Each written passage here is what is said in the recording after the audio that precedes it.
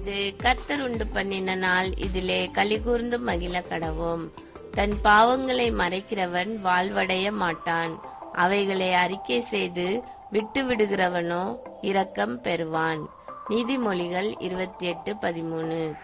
இந்த வசனம் கூறுகிறது, பாவத்தை மறைப்பவர் முன்னேற முடியாது, ஆனால் ஒப்புக்கொண்டு விலகுபவர்களுக்கு தேவன் இரக்கம் செய்கிறார். ஒரு சிறிய பைபிள் கதை கேட்போம்.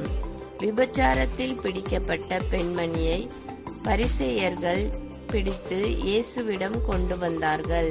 இயேசு அவர்களை பார்த்து, உங்களுள் பாவமில்லாதவர் அவள் மேல் முதல் கல்லை எறியட்டும் என்றார். யாவரும் எதுவும் சொல்லாமல் சென்றனர்.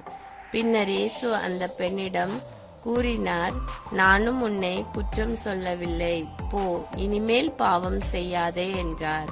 இயேசு அவளது பாவத்தை சுட்டி காட்டினார், ஆனால் நிந்திக்கவில்லை. அவளை மன்னித்து புது வாழ்வு அளித்தார். நாம் எல்லோரும் ஜெபிப்போம். கர்த்தராகிய இயேசுவே, என் பாவங்களை ஒப்புக்கொள்ளுகிறேன், அவைகளை மறைக்க விரும்பவில்லை. எனக்கு அருள் செய்து அந்த பெண் போல நீர் எனக்கும் மன்னிப்பு கொடுத்து பாவத்தை விட்டு திரும்பும் மனதை தாரும்.